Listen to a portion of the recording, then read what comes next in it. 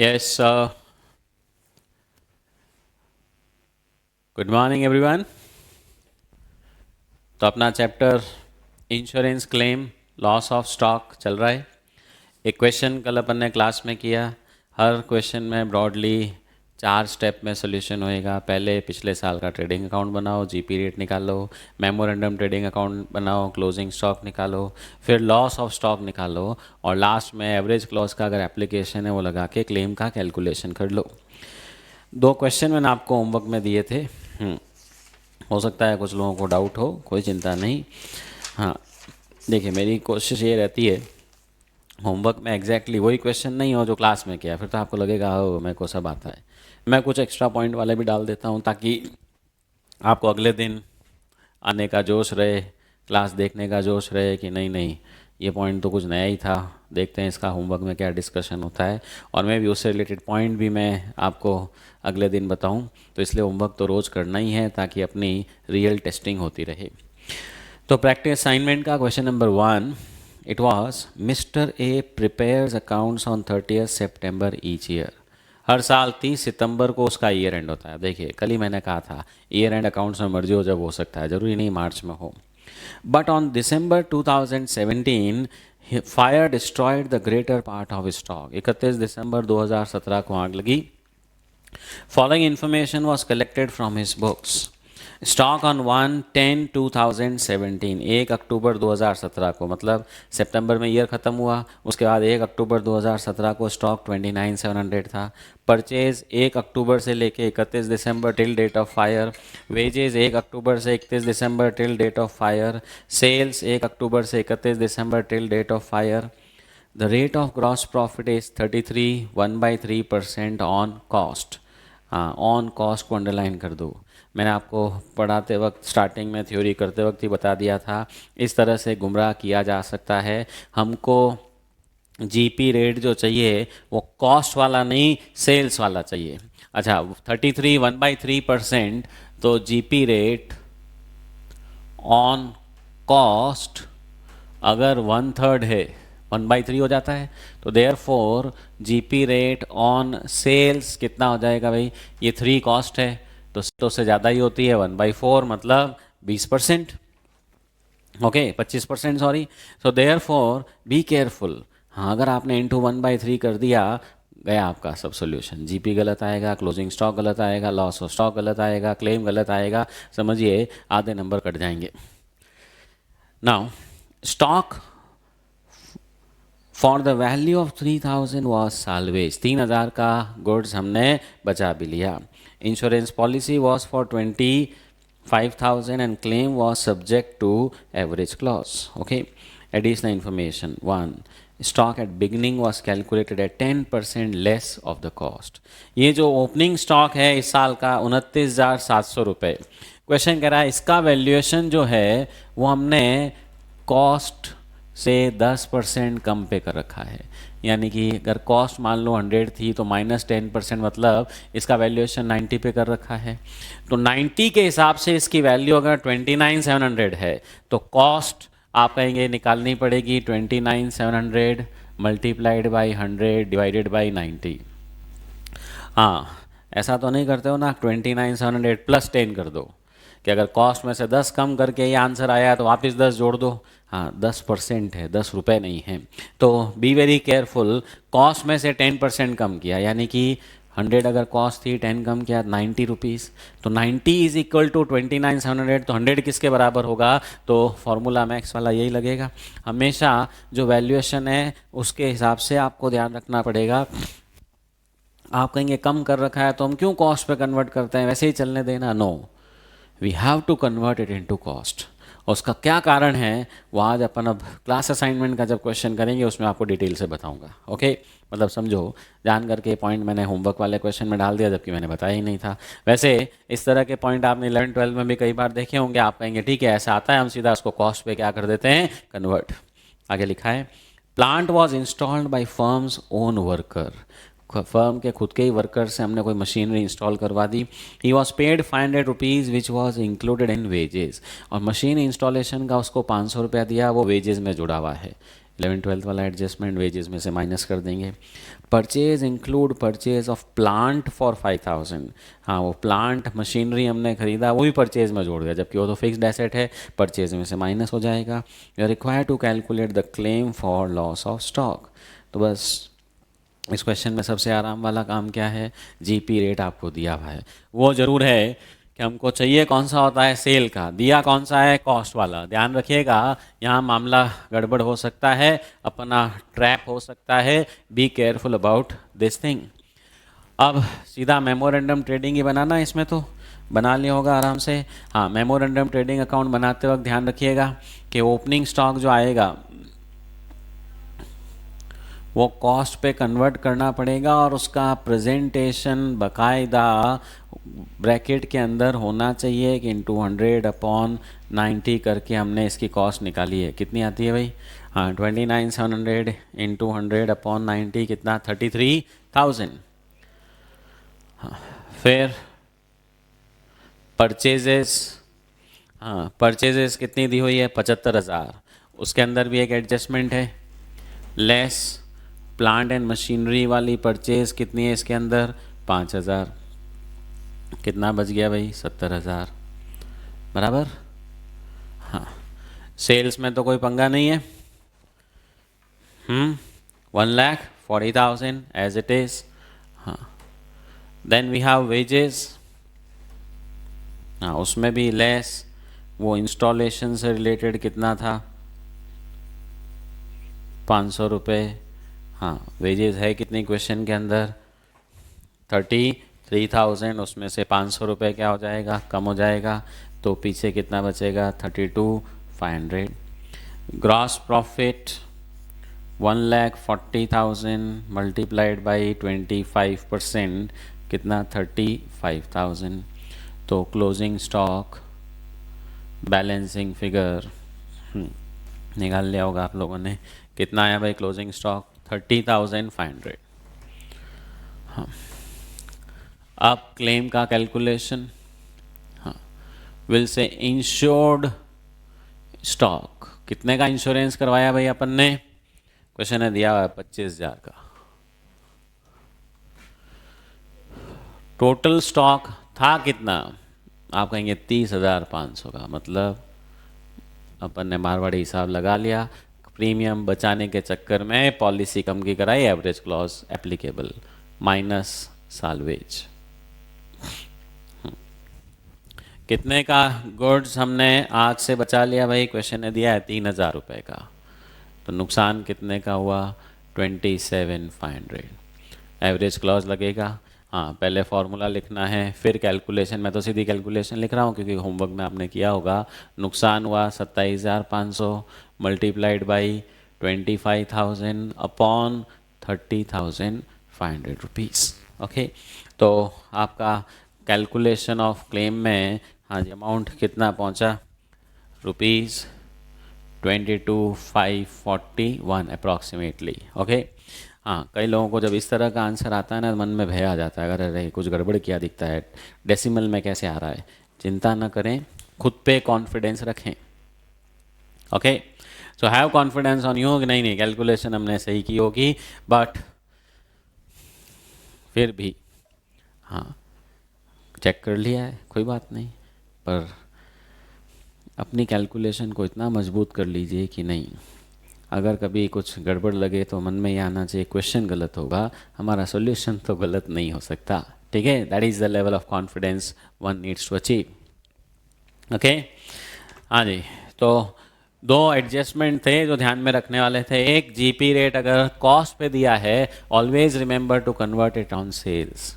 Okay, आपको अगर लगता है हाँ ये पॉइंट तो वाकई में याद रखने लायक है, लिखने लायक है, आप लिख सकते हो, जो स्पेस फॉर नोट्स है वहाँ पे लिख सकते हो कि अगर जीपी रेट कॉस्ट का दिया है, अटेंशन ध्यान दीजिए, खबरदार इसको सेल्स पे कन्वर्ट करके फिर काम में लेना है। ठीक है, और देन स्टॉक का वैल्यूएशन क्वेश्चन ने कहा ये कॉस्ट पे नहीं था, कॉस्ट से कम पे था, तो हमको कॉस्ट पे कन्वर्ट करना है। कभी आ सकता है कॉस्ट से ज़्यादा पे था तो भी कॉस्ट पे कन्वर्ट करना है। ऐसा क्यों करना है इस चैप्टर में बहुत ज़रूरी है, वो अभी अपन समझेंगे क्लास असाइनमेंट वाले क्वेश्चन के साथ में।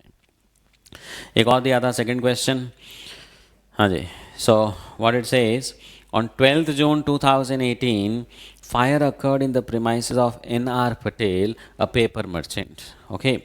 तो 12 जून को आग लगी. Most of the stock was destroyed, सारा स्टॉक जल गया. Cost of stock salvage being 11,200, 11,200 का माल जलने से बच गया. इन एडिशन, अंडरलाइन कर दीजिएगा वर्ड इन एडिशन, इसके अलावा some stock was salvaged in damaged condition and its value in that condition was agreed at 10,500. तो 11,200 का तो हमने बिल्कुल सेफ निकाल लिया और कुछ आधा जला हुआ माल भी निकाल लिया जिसकी वैल्यू कितनी थी 10,500. मतलब टोटल माल जो जलने से बच गया वो 11,200 प्लस 10,500 है. इन एडिशन वर्ड को अंडरलाइन कर दो, गोला कर दो. मतलब क्या हुआ, 11,200 का गुड्स अलग है और 10,500 वाला गुड्स अलग है. From books of account, following particulars were available. His stock at close of account on December 31 was valued at 83,500, last year का क्लोजिंग स्टॉक. परचेज 1 जनवरी से 12 जून 2018 तक 1,12,000 थी and sales for the set period was 154. On the basis of his accounts for the past 3 years, it appears that he earns on an average a gross profit of 30% on sales. GP उसका sales का 30% है, 30% of sales. आपने कहा वो शांति, sales का ही है, cost का नहीं है. अगर कॉस्ट का 30 होता तो सेल का क्या करते भाई, 30/130. कैसे 30% का मतलब हुआ 30/100, कॉस्ट 100 है तो सेल 130 होगी, 30/130 बन जाएगा. Patel has insured stock for 60,000, compute the amount of claim. हाँ जी, तो इसमें तो कुछ मेहनत थी ही नहीं.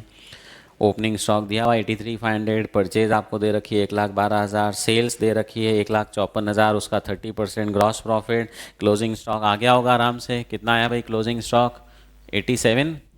हाँ जी, 87,700 रुपीज़ बराबर है. जीपी कितना आया, 1,54,000 टू 30%, कितना 46,200. हाँ, अब साल्वेज ध्यान दीजिए, एक तो 11,200 का गुड्स और एक 10,500 का गुड्स. तो टोटल आपका जो माल जलने से बच गया वो कितना हो गया, 21,700. तो नुकसान कितने का हुआ, 66,000 का. पॉलिसी कितने की ले रखी है, 60,000 की. मतलब होशियारी करी, नुकसान स्टॉक ज़्यादा था और पॉलिसी कम की ली. एवरेज क्लॉज लगाना ही है. नुकसान 66 multiplied by insurance 60, total stock 87,700. देखिए कई बार ये गलतफहमी हो सकती है, अरे नुकसान तो कम ही हुआ ना, नुकसान नहीं देखना है. कंपेयर किसको करना है, insured stock versus total stock, insured stock versus total stock. हाँ जी, तो इसमें भी थोड़ा अजीब सा आंसर आ रहा है, कोई दिक्कत नहीं. कितना आ रहा है भाई, 45,154. तो होमवर्क के दोनों इक्वेशन ऐसे दिए जिसमें आंसर राउंड फिगर में नहीं था, ताकि मन में विश्वास जगना शुरू हो जाए कि नहीं हम भी सही करते हैं, हम ही सही करते हैं. कॉन्फिडेंस लेवल तो वो चाहिए. चले जी, अब क्लास असाइनमेंट क्वेश्चन नंबर 2.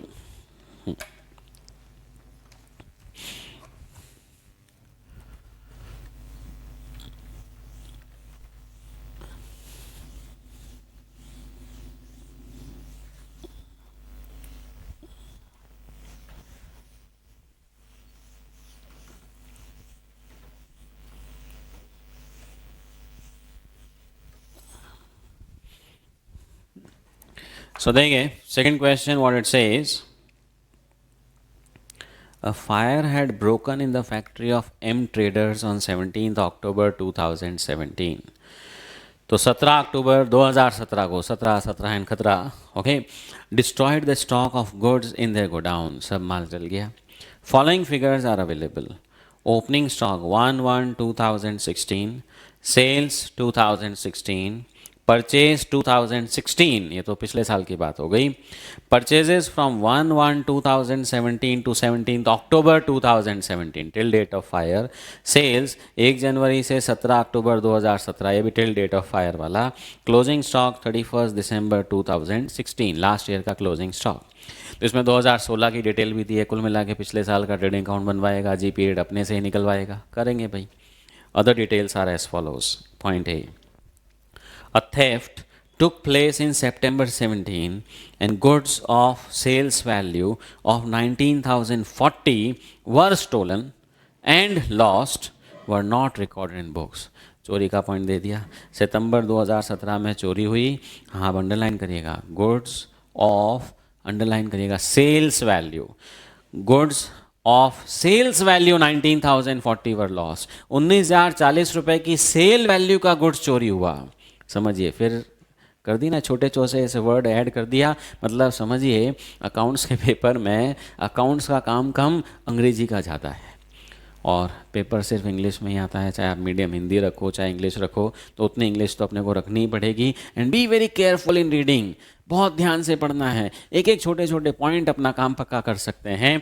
तो अपन तो सीधा चोरी फटाफट परचेज में माइनस करो, पर 19,040 रुपये माइनस नहीं करना है, क्योंकि ये कॉस्ट नहीं है, ये सेल वैल्यू है. और परचेज में से जब आप कोई चीज़ माइनस करोगे तो ऑब्वियसली उसकी कॉस्ट ही माइनस होगी, not sales value. Next, what it says, goods costing 5025 were given away as free samples but no entries were passed. इतने के फ्री सैंपल बांट दिए. ट्रीटमेंट फिर से वही, परचेज में से माइनस करो और नीचे पीएनएल में आएगा. हाँ, पर इस क्वेश्चन में अपना आराम है, पीएनएल बनाना ही नहीं है, ट्रेडिंग ही बनाना है, बस परचेज में माइनस किया, काम खत्म. Goods saved from fire were subsequently sold for 17,600 rupees at a loss of 1,200. आँख से जो गुड्स जलने से बचाया वो बाद में 17,600 में बेच दिया गया और उस पर नुकसान 1,200 का हुआ. इसका मतलब ये गुड्स की कॉस्ट जो थी वो 17,600 प्लस 1,200, आप कह सकते हैं 18,800 रुपये थी. तो 18,800 की कॉस्ट का गुड्स हमने 17,600 में क्या कर दिया, सेल कर दिया. तो साल्वेज है. हाँ, अब क्वेश्चन ये आएगा कि हम जब कैलकुलेशन ऑफ क्लेम में साल्वेज लेस करेंगे तो कॉस्ट 18,800 लेस करेंगे या इसकी सेल्स वैल्यू जो है 17,600 वो लेस करेंगे इसके बारे में discussion. Next, stock of goods was insured for 38,100 and there is an average clause in the policy. The firm as a practice value the stock of goods at 10% above cost. Firm की practice है कि वो stock का valuation cost से 10% ज़्यादा पे करती है. मतलब ओपनिंग और क्लोजिंग स्टॉक का जो वैल्यूएशन है वो कॉस्ट प्लस 10% है. मतलब 100 में ख़रीदा है तो क्लोजिंग स्टॉक का वैल्यूएशन 100 पे नहीं, 100 प्लस 10 110 पे कर रखा है. अपन को फिर से कॉस्ट पे कन्वर्ट करना पड़ेगा. आप कहेंगे जो स्टॉक दिया हुआ वो 110 के बराबर है, तो 100 की वैल्यू कितनी होगी, मतलब multiplied by 100 divided by 110. Homework वाले क्वेश्चन में क्या था, 100 का गुड्स 90 पे वैल्यू कर रखा था तो इंटू 100 डिवाइड बाई 90 था. यहाँ डिवाइड बाई 90 के बजाय कितना हो जाएगा, 110. Calculate the amount of claim. हाँ, क्वेश्चन अपन बाद में शुरू करेंगे. कुछ खास चीज़ें जो अपने को समझनी है इस क्वेश्चन के अंदर, ठीक है. There some points to understand. दो कॉन्सेप्ट है जो समझने हैं. एक, स्टॉक का वैल्यूएशन. होमवर्क में भी आया कॉस्ट से कम पे था, यहाँ पे कॉस्ट से ज़्यादा पे है, तो मुझे कॉस्ट पे कन्वर्ट करना है कि नहीं करना है, करना है तो क्यों करना है, that is the purpose we need to understand. और सेकेंड पॉइंट इसके अंदर आया है साल्वेज. उसका वैल्यूएशन हम क्या लेंगे, कॉस्ट लेंगे या एक्चुअल सेल वैल्यू जो उसकी बची है वो लेंगे. क्योंकि होमवर्क वाले में भी एक वो पॉइंट था, गुड्स जो थोड़ा बहुत डैमेज हो गया उसकी उस स्थिति में वैल्यू इतनी थी, तो वो लेनी होती है या कॉस्ट लेनी होती है. That is the point two understand. तो क्वेश्चन बाद में करेंगे, पहले ये कॉन्सेप्ट को अपन अच्छे से समझ लेते हैं. नाउ, ये स्टॉक का वैल्यूएशन कम ज़्यादा करने का बड़ा एक रामायण है. मतलब वो फैशन है. बिजनेसमैन को और कुछ नहीं दिखता है, ग्राहक नहीं दिख रहा है तो स्टॉक के साथ ही खेलता रहता है. चलो इसकी वैल्यू बढ़ा दूं, कम कर दूं. हाँ, बढ़ा करके वैल्यू करना तो अलाउड ही नहीं है अकाउंट्स में. कॉस्ट पे ही वैल्यू होना चाहिए. कम पे तो आप कहेंगे हो ही सकता है ना, अगर उसकी वैल्यू ही कम हो गई हो, cost and R V whichever is less, तो कम पे तो वैल्यू हो ही सकता है. ऑफकोर्स हो सकता है. हाँ, ये रूल जो है स्टॉक का वैल्यूएशन किस पे होना चाहिए, cost and R V whichever is less, ये रूल किसके लिए लगता है, फाइनल अकाउंट्स के लिए, फाइनेंशियल स्टेटमेंट्स बनाने के लिए. अपना ये चैप्टर फाइनल अकाउंट्स का नहीं है. अपना चैप्टर तो इंश्योरेंस क्लेम का है. स्टॉक जो जला उसकी वैल्यू निकालने का है. तो अब उसके लिए ये स्टॉक का वैल्यूएशन कम ज़्यादा वाला चलेगा कि नहीं चलेगा, वी नीड टू अंडरस्टैंड. तो समझिए, अपन जो ट्रेडिंग अकाउंट्स बनाते हैं पिछले सालों के, लास्ट ईयर का जो हम ट्रेडिंग अकाउंट बनाते हैं, व्हाट इज द ऑब्जेक्टिव, क्यों बनाते हैं, क्या जरूरत थी, क्या उन्होंने पिछले साल एक्चुअल में बनाया नहीं होगा फाइनल अकाउंट्स बनाते वक्त? ऑफ कोर्स बनाया होगा। हम क्यों बनाते हैं? आप कहेंगे एक सोल पर्पस होता है, calculation of GP rate on sales, बराबर। This is the sole purpose कि सेल में हम कितना कमाते हैं। ना take a simple example, suppose एक बिजनेसमैन हमेशा गुड्स खरीदता है, कॉस्ट पर यूनिट फिक्स है, वो 100 रुपये में खरीद के लाता है, और उसकी selling price per unit fix है 125 रुपये। मतलब ग्रॉस प्रॉफिट पर यूनिट भी फिक्स हो गया 25 रुपये। रेट की बात करूं तो 20% ऑफ सेल्स फिक्स है। कहता आपने कोई झमेला ही नहीं, हमेशा सेम भाव में खरीद के लाना है, सेम रेट पे बेचना है। वो कहेगा क्या ट्रेडिंग अकाउंट बना के उखाड़ लोगे, मेरा ग्रॉस प्रॉफिट तो 20% ऑफ सेल्स है। फिर भी आपने कहा नहीं नहीं, थोड़ा चेक करते हैं, चलिए जी। ओपनिंग स्टॉक सपोज कुछ था ही नहीं, इस बार उसने परचेजेस किया, 1000 यूनिट्स खरीदे 100 रुपये के हिसाब से, ठीक है। सेल्स 600 यूनिट हो गए 125 रुपये के हिसाब से।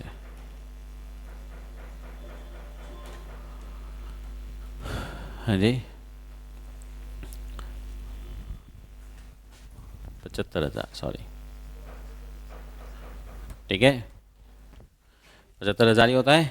तो 600 यूनिट बेच दिए उसने 125 के हिसाब से 75,000 में। अब क्लोजिंग स्टॉक में ऑब्वियसली आप कहेंगे कितने यूनिट्स बचे हुए हैं। देखिए यहाँ तो मेरे पास क्वांटिटी भी तो है कि 1000 खरीदे 600 बेचे 400 पड़े हैं, 100 रुपये के हिसाब से कितने के हुए भाई, 40,000।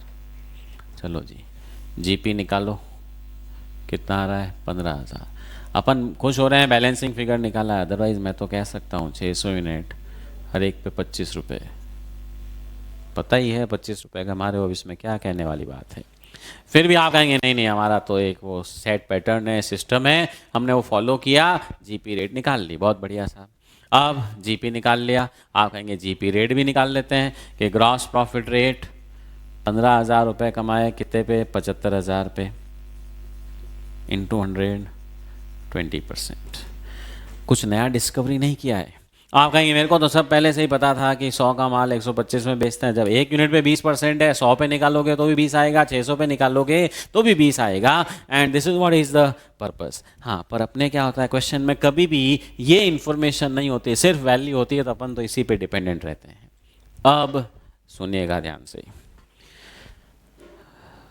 बिजनेसमैन के खुरापात आई दिमाग में कि क्लोजिंग स्टॉक का वैल्यूएशन कॉस्ट पे क्या करना, कुछ नया करते हैं। हमने वैल्यूएशन कह दिया कॉस्ट प्लस 10% पे होगा। Now what impact it has. तो ये क्लोजिंग स्टॉक जब हम 40,000 पे पहले वैल्यू कर रहे थे, आपने कहा 40,000 प्लस 10% 4,000, हम इसका वैल्यूएशन 44,000 पे करेंगे। कर दिया साहब, इच्छा पूरी कर लो। What is the impact of it. अब आपका ग्रॉस प्रॉफिट जो 15,000 आ रहा था, अब वो 15,000 के बजाय 19,000 आना शुरू हो जाएगा। और जीपी रेट जो आप पहले 20% कर रहे थे, अब आप कहेंगे 19,000 इंटू 100 डिवाइडेड बाई 75,000, आपकी जीपी रेट ही कुछ नई आनी शुरू हो जाएगी। हाँ जी, इट कम्स टू 25.33%। नाउ मेरा क्वेश्चन ये है, क्या 75,000 रुपये की सेल्स पे आपने 19,000 रुपये कमाए हैं? क्या ये जीपी रेट ऑन सेल्स का परसेंटेज सही है?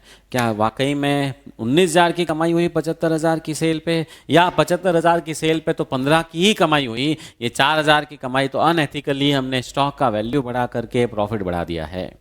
ऑब्वियसली आपने यहाँ बात तो वही है, स्टॉक की वैल्यू बढ़ा के प्रॉफिट बढ़ाया है, जबकि कमा तो हम किस रेट से रहे हैं, 20% से। पर अगर ऐसा करके छोड़ दिया तो जीपी रेट क्या हो जाएगी, गलत आएगी। हाँ, ये नहीं चेंज हो जाएगी, मैं कह रहा हूँ चेंज तो होगी, गलत हो जाएगी। हम जो कह रहे हैं कि हम 20% ऑन सेल नहीं 25% ऑन सेल कमा रहे हैं, इट इज़ एब्सोल्युटली रॉन्ग। और फिर अगले साल भी आप क्या करोगे, मेमोरेंडम ट्रेडिंग में तो जो आपको सेल्स दी हुई होगी उस पर ये 25% लगा दोगे, तो क्लोजिंग स्टॉक की वैल्यू सही आ ही नहीं सकती। तो इसलिए सुनिएगा ध्यान से, इस चैप्टर में, वर्ड क्या यूज़ किया मैंने, इस चैप्टर में, ये फाइनल अकाउंट्स का चैप्टर नहीं है। कंपल्सरीली कुछ भी हो जाए, क्वेश्चन कैसा ही आपको गुमराह करने की कोशिश करेंगे करे, आपको टस से मस नहीं होना है। आप कहेंगे ओपनिंग क्लोजिंग स्टॉक का वैल्यूएशन तो कॉस्ट पे ही करना पड़ेगा, क्योंकि कम ज़्यादा कुछ भी किया मेरा जीपी क्या हो जाएगा, चेंज हो जाएगा। गलत सही की बात छोड़ो, जीपी चेंज होने का मतलब वो ग्रॉस प्रॉफिट वो नहीं आएगा जो मैंने माल बेच के कमाया था, उसके अंदर दूसरी चीज़ों का इम्पैक्ट भी आ जाएगा। आप इसको प्लस के बजाय माइनस भी कर दो, इसको 36 कर दो, बात तो वही है, ये 15,000 का 11,000 रह जाएगा, तो भी तकलीफ है कि 75,000 की सेल पे कमाया तो 15 था, 4,000 तो दूसरा इम्पैक्ट आ रहा है। वो दूसरा इम्पैक्ट मुझे इस चैप्टर में नहीं चाहिए। क्यों नहीं चाहिए? मेरे को सिर्फ ये चाहिए जो माल बेचता हूँ उस पर कितनी कमाई होती है, क्योंकि मेरे को वो रेट अगले साल के मेमोरेंडम में काम में लेनी है। वो मेमोरेंडम में सेल्स पे मेरे को रेट लगानी है, तो सेल पे तो वही रेट लगाऊंगा जो सेल पे अर्न होती है। इसलिए स्टॉक का वैल्यूएशन कम भी नहीं चलेगा, ज़्यादा भी नहीं चलेगा, कंपल्सरीली कॉस्ट ही चाहिए, nothing else. We need always everything at cost. Okay, तो cost is the only way out, no other way out.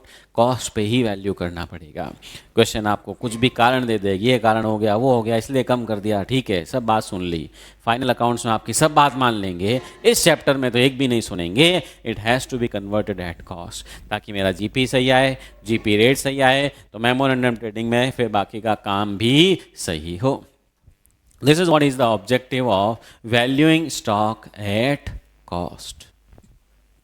Okay, तो कुछ भी नहीं चलेगा। यहाँ क्वेश्चन ने कहा है 10% ज़्यादा पे है, कोई बात नहीं, इंटू 100/110। हाँ, ये भी थोड़ा ध्यान रखना, 10% ज़्यादा पे है मतलब -10 करने से ज़िंदगी में कभी सही आंसर नहीं आएगा। फॉर्मूले के हिसाब से ही चलेगा कि 100 की चीज़ 110 पे वैल्यू थी, तो जो क्वेश्चन ने आपको अमाउंट दिया वो 110 के बराबर है, उसको 100 पे लेके आना है, तो इंटू 100 डिवाइड बाई 110 ही होगा। ओके, तो that is what is the point to be taken care of. Okay, तो स्टॉक का वैल्यूएशन कंपल्सरीली कॉस्ट पे होगा, दिमाग में फिट कर लीजिए बिल्कुल अच्छे से। कोई नींद से भी उठा आके पूछे इंश्योरेंस क्लेम में स्टॉक का वैल्यूएशन, एक ही आवाज़ आनी चाहिए, एट कॉस्ट। होता है ना, जोर से बोलो जय माता दी, अपने आप आता है। वैसे ही स्टॉक का वैल्यूएशन एट कॉस्ट, स्टॉक का वैल्यूएशन एट कॉस्ट। ओके, अब ये कॉन्सेप्ट मैंने आपको बता दिया। अब इस क्वेश्चन में एक दूसरा पॉइंट और था, और वो दूसरा पॉइंट ये है कि जो गुड्स जलने से बच गया, ठीक है, which was saved from fire.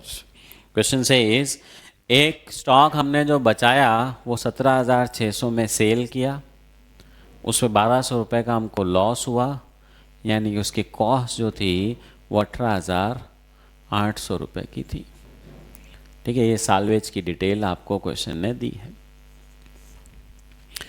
तो अब साल्वेज की कैलकुलेशन जब हम ले रहे हैं क्लेम के लिए, तो टोटल स्टॉक में से जो हमको साल्वेज माइनस करना होता है, लेस साल्वेज, वो अमाउंट कौन सा लें?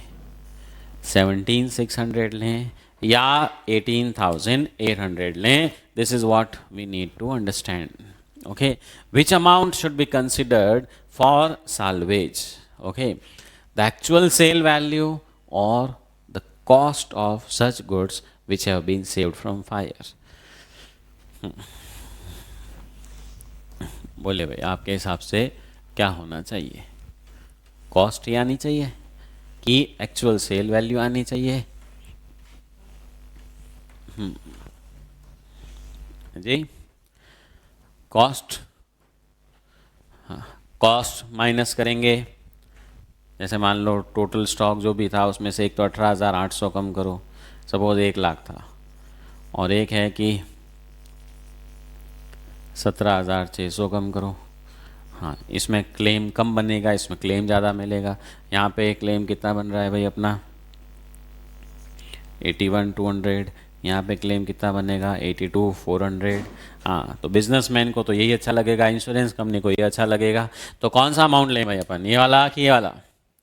हाँ, सबसे पहले तो अपन किसकी तरफ से हैं? मोस्टली तो आप कहेंगे सर्वेयर का काम अगर कर रहे हैं तो इंश्योरेंस कंपनी की तरफ से है, तो 17,600 नहीं, कौन सा होना चाहिए 18,800। इंश्योरेंस कंपनी कहेगी ये क्लेम देंगे, हम ये क्यों दें?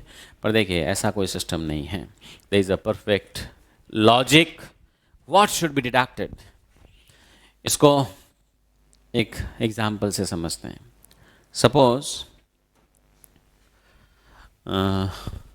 टीवी, टेलीविजन्स, टीवी पता है ना भाई, इडियट बॉक्स जिसको बोलते हैं। घर पे है ना सबके टीवी, देखते भी होंगे। हाँ, नहीं नहीं मेरे घर पे भी है। हाँ, पर मैं वो क्या होता है ना, टाटा स्काई या वो साल में एक आध महीने रिचार्ज कराता हूँ, बाकी हाँ ये नहीं कि आप लोग करा देते हो, बाकी टाइम में बंद ही रखता हूँ। Not found of watching TV, कुछ ढंग की बात तो होती नहीं उसमें। और खैर अब आजकल तो आप लोगों को आज टीवी देखने का कहाँ फुर्सत है, फेसबुक व्हाट्सएप ट्विटर उससे ऊपर नहीं आ पाते हो। पर खैर अब वो सब छोड़ें। अब मान लीजिए there is a businessman who deals in TVs, और उसके एक टीवी की cost, 1 unit of TV is having a cost of 18,800 rupees. आग लगी, उसके गोडाउन में 10 टीवी सेट्स थे, ठीक है। हाँ, 10 टीवी सेट, एक टीवी सेट 18,800 का। आप कहेंगे फिर तो ठीक है, 1,88,000। आप कहेंगे इतने रुपए का माल था, मान लो 10 टीवी जल जाए, फिनिश, तो क्लेम 188। हाँ, मान लेते हैं कि इंश्योरेंस भी फुल करा रखा था, कोई उसने होशियारी अपना कहते हैं ना मारवाड़ी दिमाग नहीं लगाया, पूरा इंश्योरेंस कर रखा था, पूरा क्लेम मिल जाएगा। अब हुआ यूँ 10 टीवी सेट में से एक टीवी सेट बच गया साल्वेज, और 9 टीवी सेट्स डैमेज, मतलब बर्न्ड, ख़त्म बिल्कुल। तो एक टीवी सेट आप कहेंगे 18,800 रुपये कम कर दो, और 9 टीवी सेट के क्या कर लो, पैसे ले लो। This is simple rule. तो 161,200 आप कहेंगे ये पैसे ले लो भाई। कुछ ज़्यादा लिख दिया क्या? 161 कहाँ से होगा, 18,000, 159,200 चेक कर लो भाई। 159 है, 160। मेरी मैथ्स तो बहुत ही कमज़ोर है, इसीलिए मैंने साइंस मैथ्स नहीं ली भाई, सिंपल जी। 69 है, ये लो जी 169।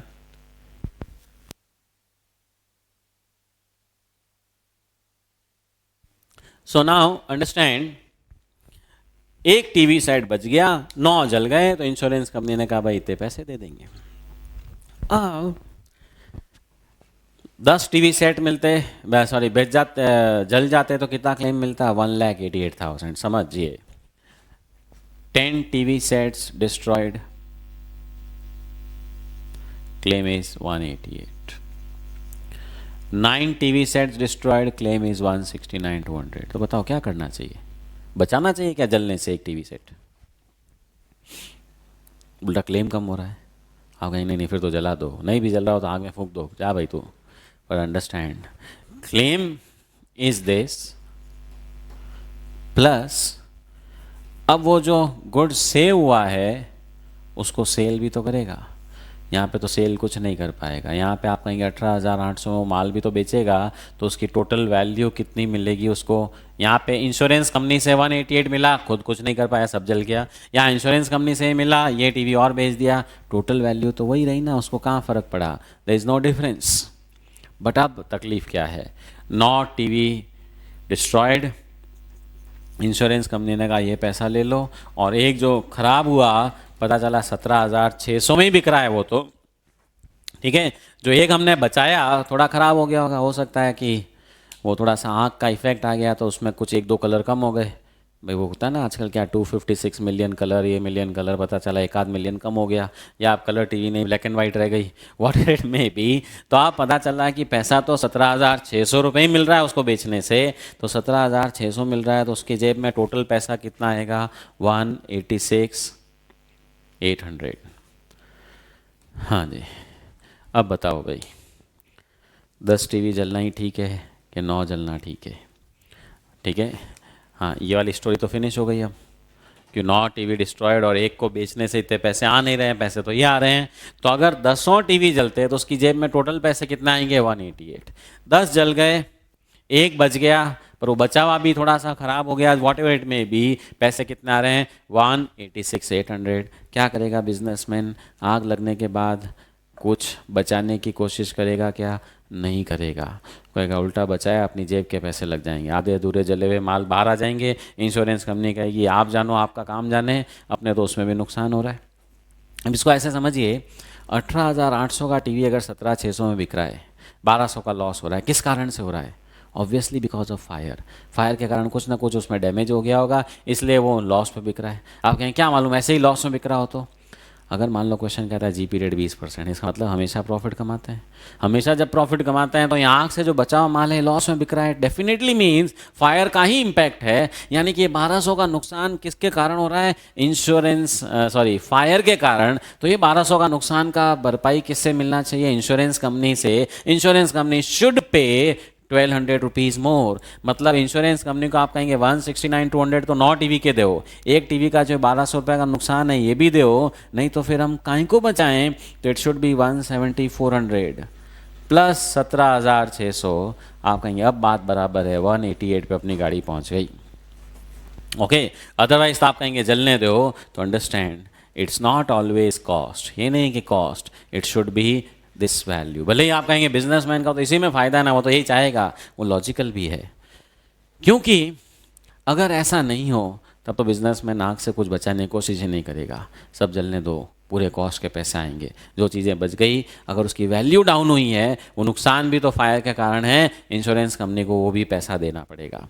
या सीधा सीधा 170,400 निकालने का तरीका क्या है कि 1,88,000 total stock on date of fire less salvage कितना कम करूं? 17,600 रुपये।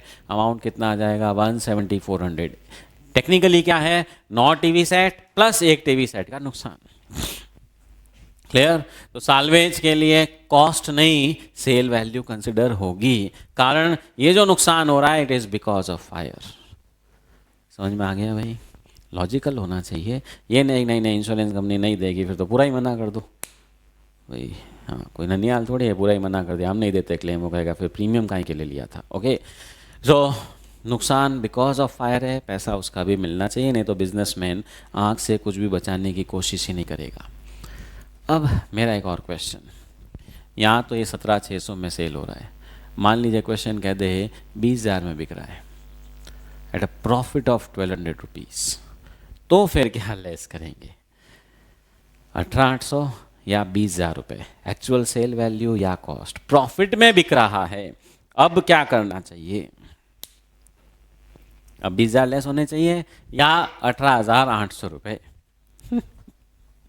देखो, पढ़ने नहीं पलटने का है, थ्योरी अभी नहीं पढ़नी है, मैंने आपको मना किया। मैं पढ़ूंगा उसके बाद ही आपको पढ़नी है, पहले पढ़ोगे फिर सब सस्पेंस खत्म हो जाएगा, मज़ा नहीं आएगा, और उसका लॉजिकल रीजनिंग भी आप फिर सुना अनसुना कर दोगे। ठीक है मैंने पढ़ लिया ना, याद रख लूँगा। No, all the things are not to be remembered, they have to be understood.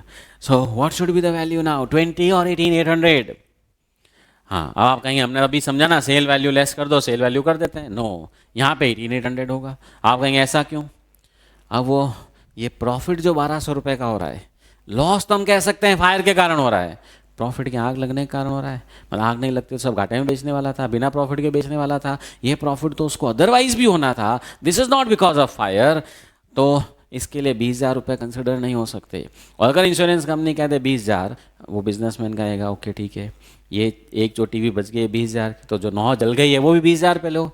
Okay, क्यों? कि अगर नहीं जलती तो 20 में बेचता ना, तो घाटा मेरे को 18,800 का प्लस 1,200 का प्रॉफिट भी तो गया। इंश्योरेंस कंपनी कहेगी नहीं ऐसा नहीं होता, तो आप भी कह दोगे ऐसा थोड़ी होता है, जो टीवी बच गया उस पर जो प्रॉफिट कमा रहा हूँ, रादर अगर बिल्कुल भी नहीं जलता, बिल्कुल ठीक होता तो ये तो 25 में बिकने वाली थी, ये तो 20 में बिक रही है। उल्टा 5,000 का मेरे को तो अपॉर्चुनिटी लॉस हो रहा है। आप इसको छोड़ो, आप तो 9 टीवी के क्लेम दो। इसका मतलब यहाँ पर 20,000 काम नहीं आएगा, it will be 18,800 because this profit is not because of fire, but loss के केस में it is because of fire.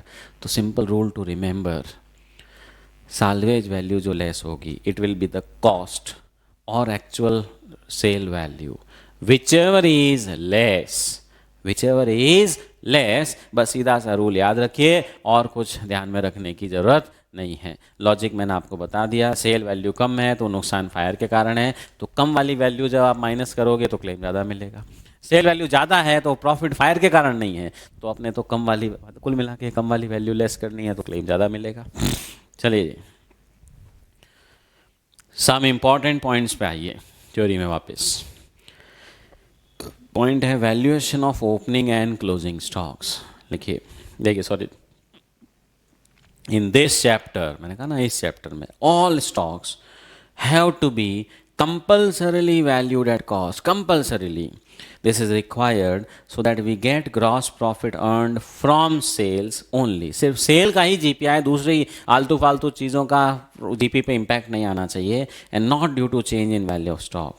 Change in value of stock affects the gross profit and therefore GP rate would be incorrect.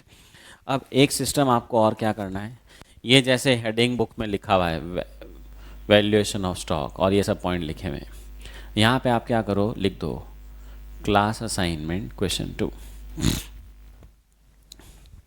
हाँ इधर नीचे मैं से उस तरफ ही लिखो। हाँ ऐसा क्यों, रिवीजन के वक्त आप क्या करोगे, सबसे पहले चैप्टर की थ्योरी पढ़ोगे, थ्योरी पढ़ते ही सब रिकैप होना शुरू होगा। हाँ ऐसा देखा था, ऐसा किया था। अब आपने पढ़ा, आपको रिकैप नहीं हो रहा, इसका यूज़ कैसे किया था, अब आप ढूंढोगे कौन से क्वेश्चन में ये यूज़ हुआ। उस वक्त टाइम ख़राब नहीं करना है, दिस इज़ स्मार्ट स्टडी। आप यहाँ पे लिख के रखो। हाँ देखिए, हर बार मैं याद नहीं दिलाऊंगा कि लिखो, या आपको 2-4 बार याद दिला दूंगा, लिख लो भाई रेफरेंस क्वेश्चन नंबर 2। तो आप सीधा क्वेश्चन 2 में देखोगे हाँ स्टॉक का वैल्यूएशन हमने कॉस्ट पे कन्वर्ट करके किया हुआ है। ओके, नेक्स्ट हेडिंग क्या है भाई, valuation of salvage for insurance claim. Salvage will be considered at cost और sale value whichever is less for the insurance claim. बात वही की, या तो कॉस्ट या सेल वैल्यू दोनों में से जो कम होगा। If sale value of salvage is lower than cost, then such loss is because of fire and therefore this loss will also be payable by insurance company। क्योंकि उसके वसूलने हैं तो अपन ने इस तरह से समझा, और नहीं तो डायरेक्ट तरीका क्या है, टोटल में से साल्वेज वैल्यू की एक्चुअल वैल्यू कम करी, अपने आप ही क्लेम बढ़ गया। ये भी लिख लो भाई रेफरेंस में, क्लास असाइनमेंट क्वेश्चन नंबर 2। ठीक है, अब एक पॉइंट और, कल जो हमने क्वेश्चन किया, होमवर्क में जो आपने क्वेश्चन किया, आप कहेंगे साल्वेज की कॉस्ट तो दी हुई नहीं थी, तो फिर क्या करना है। अच्छा है ना, नहीं दी हुई तो झगड़ा ही खत्म, जो वैल्यू दी हो चुपचाप माइनस कर दो। लिख लो भाई, if cost of salvage is not given, if cost of salvage is not given, salvage की अगर कॉस्ट नहीं दी हुई है, then we simply consider the value given, we simply consider the value given for the purpose of claim, we simply consider the value given for the purpose of claim। तो claim के लिए सीधा जो value दी हुई है बस उसको ले लेते हैं, झगड़ा खत्म। तो दो कॉन्सेप्ट अच्छे से दिमाग में फिट कर लीजिएगा। इस चैप्टर में स्टॉक का वैल्यूएशन, चाहे ओपनिंग हो, क्लोजिंग हो, इस साल का हो, पिछले साल का हो, 2 साल पुराना हो, जो भी ट्रेडिंग अकाउंट आप बनाओगे उसमें स्टॉक का वैल्यूएशन तो कॉस्ट पे ही चाहिए, और salvage cost sale value which is less. हाँ सिर्फ एक यही क्वेश्चन है जिसमें कॉस्ट सेल वैल्यू दी हुई है दोनों, अदरवाइज बाई डिफ़ॉल्ट वैल्यू ही दी होती है, सीधा सीधा लेस किया, काम खत्म। शुरू करो भाई। हाँ पहले तो अपने को पिछले साल का ट्रेडिंग अकाउंट बनाना पड़ेगा, तो ट्रेडिंग अकाउंट, यस,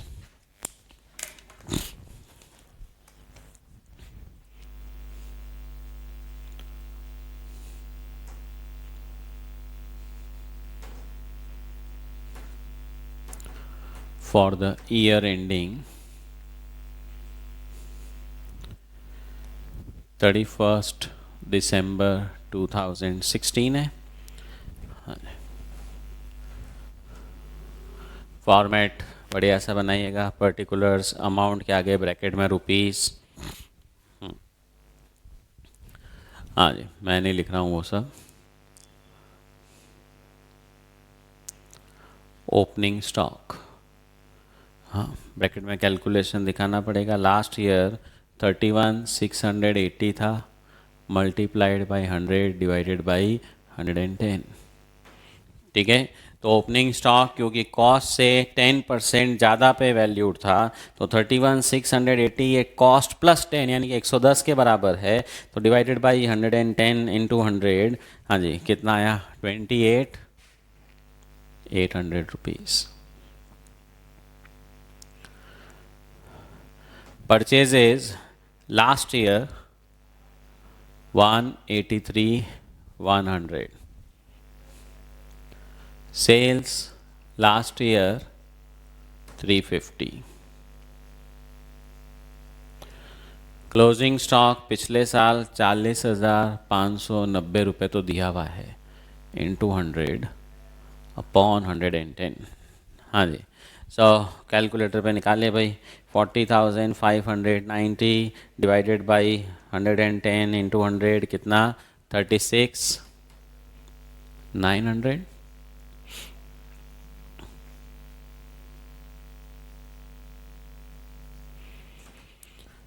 हाँ, और कोई एक्सपेंसेस तो दिए नहीं है, so you get the gross profit balancing figure.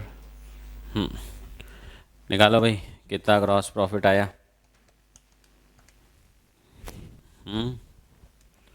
हाँ, कैलकुलेटर का प्रयोग करें and get the gross profit. 1,75,000 बराबर।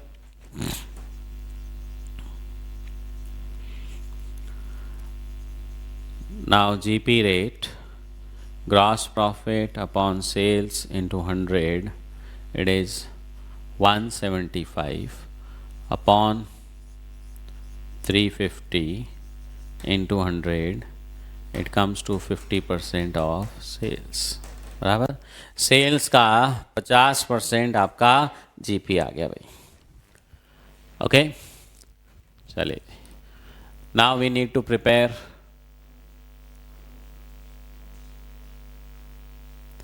memorandum trading account for the period, कहाँ से कहाँ तक? 1 जनवरी 17 से लेकर के, हाँ जी, 17 अक्टूबर 2017, जिस दिन आग लगी।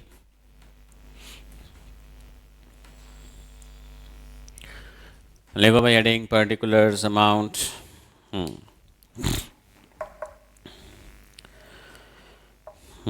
परचेज में दो एडजस्टमेंट है, एक चोरी का है, एक सैंपल का है, याद रख के वो भी करना है। यस,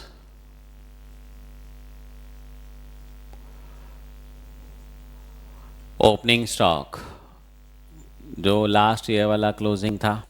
हाँ, आप सुनो भाई, एक चीज़ आप कहेंगे हमने यहाँ पे ब्रैकेट में सब कैलकुलेशन दिखाई है, वापस दिखाने ही क्या? नहीं, एक बार कोई चीज़ कैलकुलेट हो गई, अब दूसरी बार उसको वापस पकड़ के रखने की जरूरत नहीं है, because we already have shown this. But यहाँ तो दिखानी है, एक जगह तो दिखानी है। आप कहेंगे इधर दिखाते हैं, लॉजिकल तो इधर ही होगा, पहले यही निकाला। देन परचेजेस, हाँ, purchases till date of fire आपको क्वेश्चन ने दी है 1,63,300 लेस थेफ्ट की कॉस्ट। सेल वैल्यू 19,040 है। जीपी रेट सेल्स का 50% है। सेल का 50% अगर प्रॉफिट है तो बाकी का 50% कॉस्ट होगा, या सीधा सीधा कहें कि 19,040 जो हमारी सेल वैल्यू है उसमें से जीपी 50% कम कर दें तो कॉस्ट आ जाएगी कितनी? 9,520 लेस सैंपल कितने हैं भाई? 5,025 रुपये दिया हुआ था ना, 5025। हाँ, ये कॉस्ट ही थी, इसमें कोई गड़बड़ नहीं थी। मतलब देखिए क्या करते हैं, एक सेल वैल्यू दे दी, एक कॉस्ट दे दी कि कहीं ना कहीं तो कोई तो चक्कर खाई जाएगा और इंस्टीट्यूट कहेगी अपने को रेवेन्यू इंक्रीज हो जाएगा, फिर से फीस दोगे ना आप एग्ज़ाम की। ओके, सो 148,755।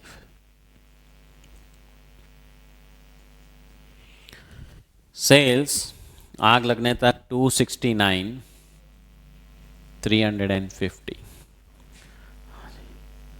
Gross profit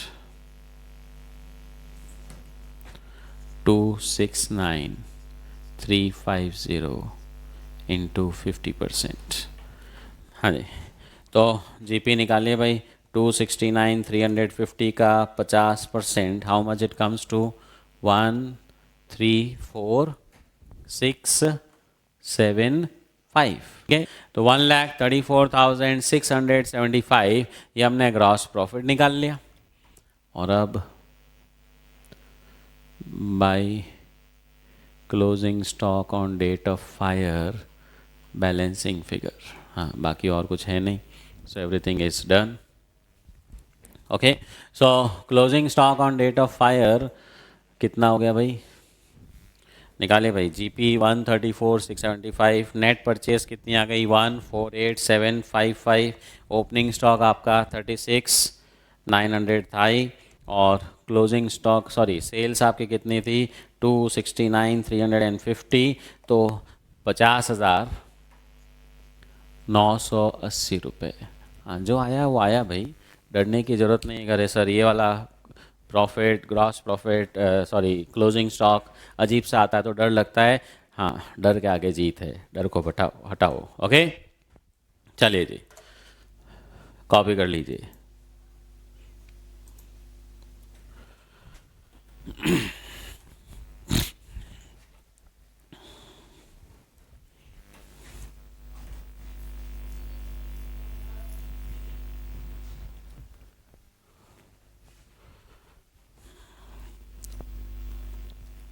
यस,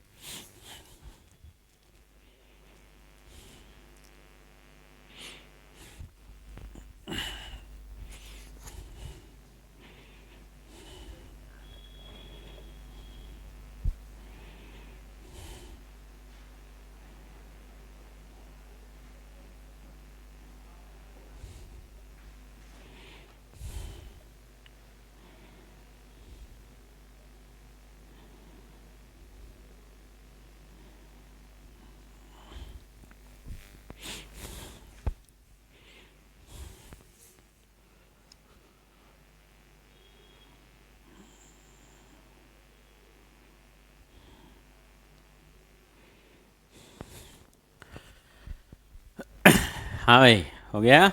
चलो ये हटा रहा हूँ भाई मैं, कैलकुलेशन ऑफ क्लेम वाला सॉल्यूशन लिखने के लिए।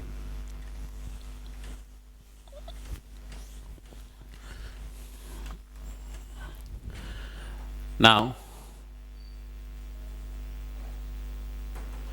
calculation of claim,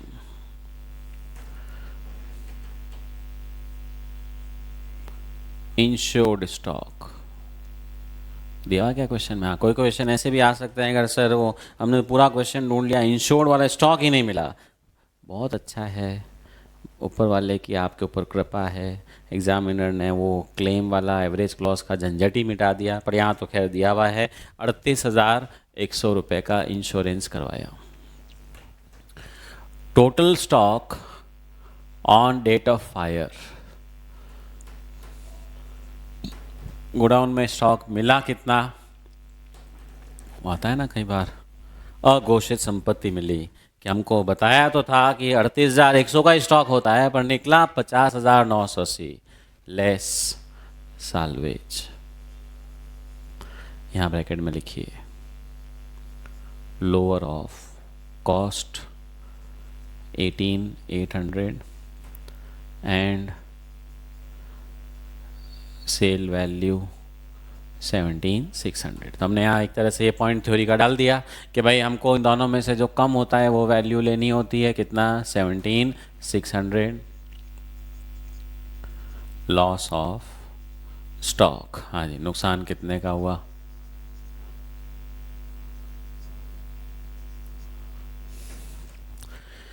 हाँ जी, सो 50,980 का स्टॉक था, उसमें से 17,600 का बच गया, 33,380 का लॉस। अब देखिए 33,380 को 38 से कंपेयर करेंगे, आप कहीं खूब है ना, 38 का इंश्योरेंस कराया, जला तो 33 का, यार जला है उसको नहीं देखना होता है, टोटल कितना था। आप कहेंगे टोटल तो ज़्यादा ही था, बाकी का बचा लिया, उससे क्या हुआ, टोटल तो था ही। तो average clause is applicable, so claim, हाँ फॉर्मूला लगाना है पहले तो, loss of stock multiplied by insured stock divided by total stock. Loss is 33,380, insurance is 38,100, total stock is 50,980.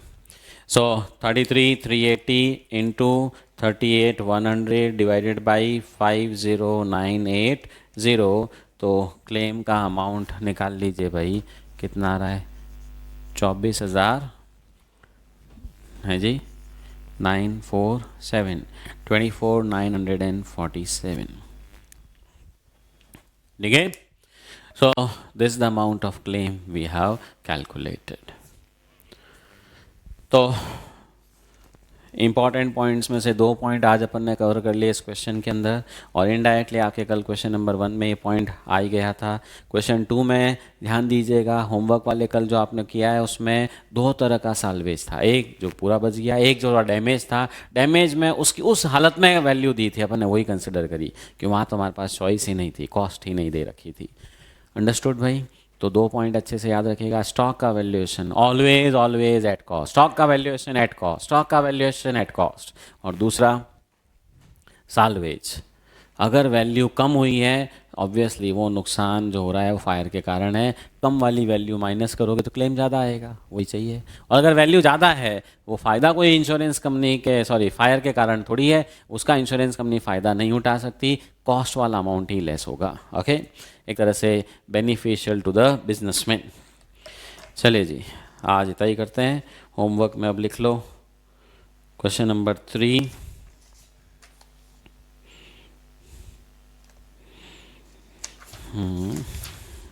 और दे दूं क्या,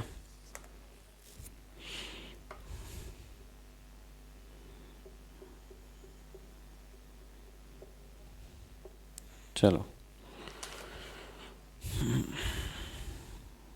बस एक ही क्वेश्चन, कल फिर आपको 3 क्वेश्चन दूंगा। Okay fine, will continue tomorrow. ठीक है भाई, सब कॉपी हो गया, ऑल डन, ओके।